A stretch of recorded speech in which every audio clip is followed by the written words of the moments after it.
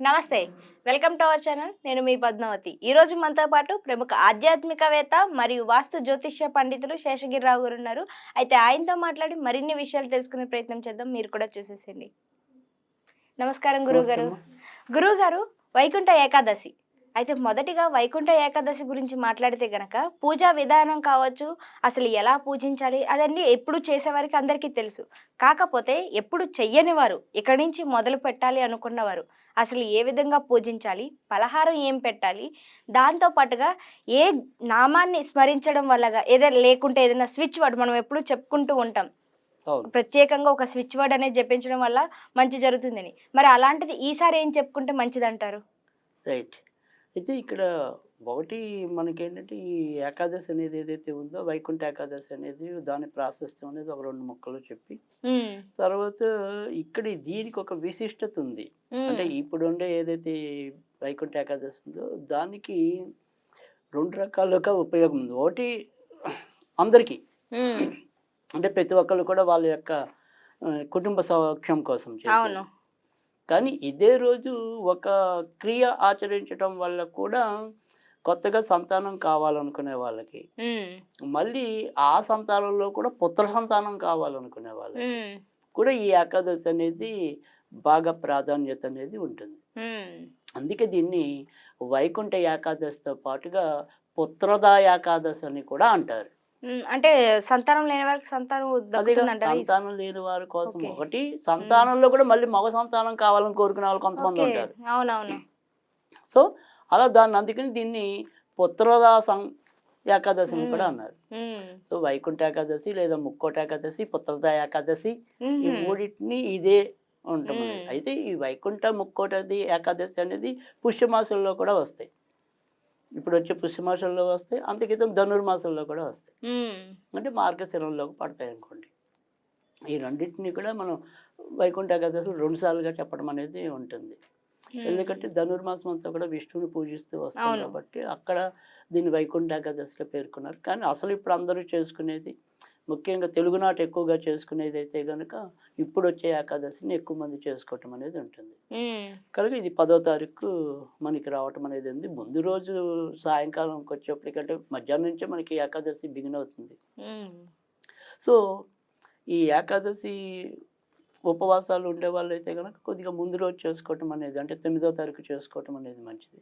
కానీ అందరూ చేసుకునేదైతే 10వ తారీఖు సూర్యోదయానికి ఉంటుంది. హ్మ్. తర్వాత ముఖ్యంగా వైష్ణవులకి ఏంటంటే ఎప్పుడు కూడా ఏకాదశి, ద్వాదశి కలిసి వచ్చింది వాళ్ళకి చాలా ప్రాధాన్యత. హ్మ్. సో, అందుకని ఆ 2 వచ్చింది మనకి 10వ తారీఖు ఉంటుంది. అవును. సో, అందుకని ఆ రోజున ఎక్కువ మంది చేసుకోవటం అనేది ఉంటుంది. హ్మ్. సో, ఇది ఇక్కడ మనకేంటంటే ఈ ఏదైతే ఏకాదశి అనేది ఉందో మనకి 11 ఏకాదశులు అనేవి అందరికీ తెలిసింది. అంటే 12 ఎప్పుడు ప్రతి నెల 2, 2 ఏకాదశులు ఉంటాయి కదా! సో, హ్మ్. అంటే ఇంచుమించుగా 24. అసలు ఏకాదశి అంటే 11 కదా! మనిషిలో ఉండేవేంటి పంచ జ్ఞానేంద్రియాలు ఉంటాయి. పంచ కర్మేంద్రియాలు ఉంటాయి. అంటే 5, 5, 10 వీటిని నిరూపించేది మనస్సు. అవును. సో, అది 11వది. అంటే ఈ 11 బావుండటం కోసం ఏకాదశి చేస్తున్నాం మనం. హ్మ్. అంటే మన కర్మేంద్రియాలు బావుండాలి. మన జ్ఞానేంద్రియాలు బావుండాలి. మన మనసు బావుండాలి.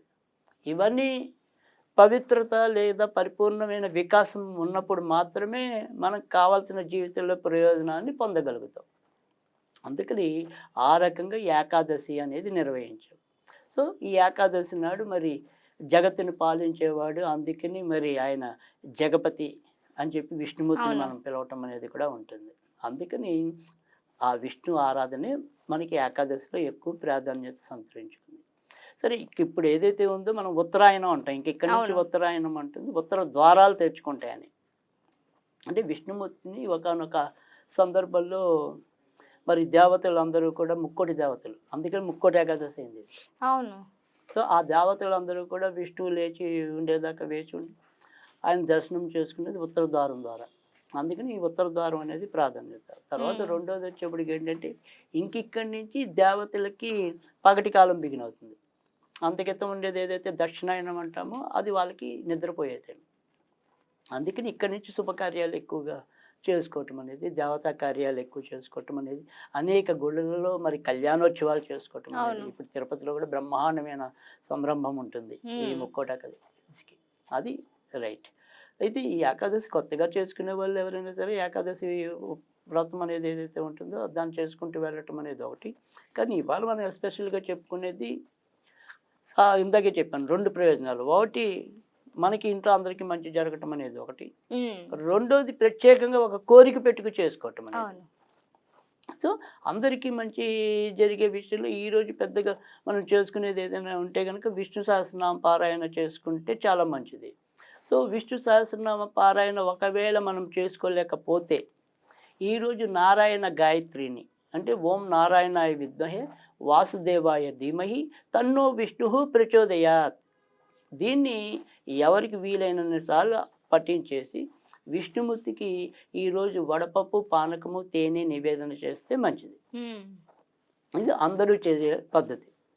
కానీ మనం ఇవాళ చెప్తుంది ఏంటంటే ఇది పుత్రద ఏకాదశికి అక్కడ కాబట్టి సంతానం అనేది కూడా చాలామంది ఎదుర్కొంటున్న ఒక సమస్య కాబట్టి లేదు అందులో కూడా పుత్ర సంతానం కావాలని కోరుకునే వాళ్ళు కూడా కొంతమంది ఉంటారు.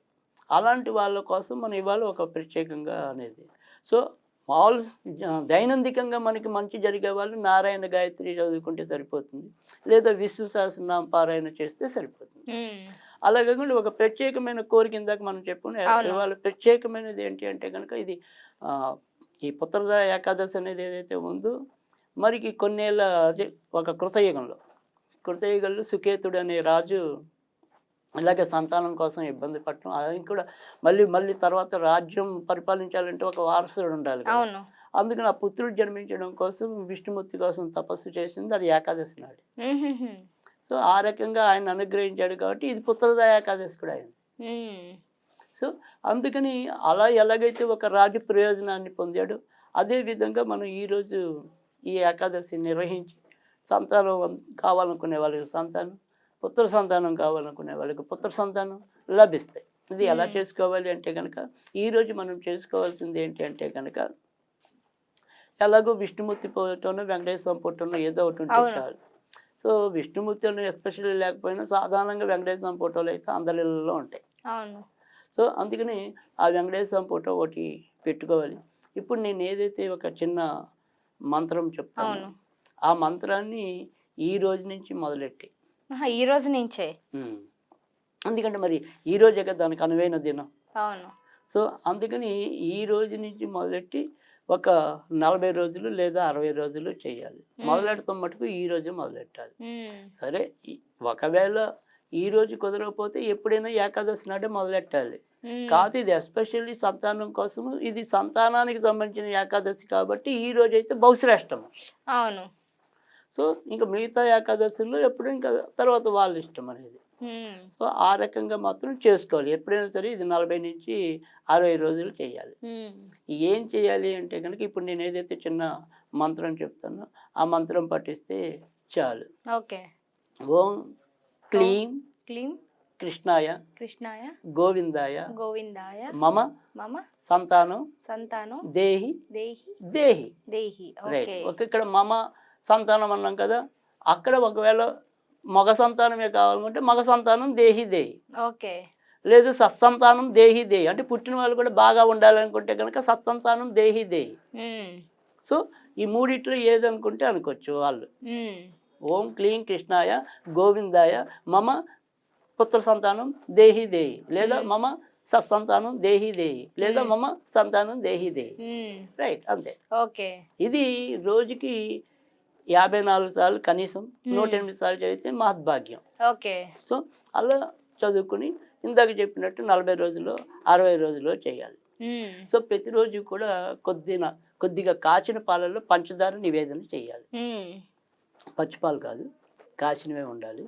వాటిలో కొద్దిగా పంచదార వేస్తే చాలు.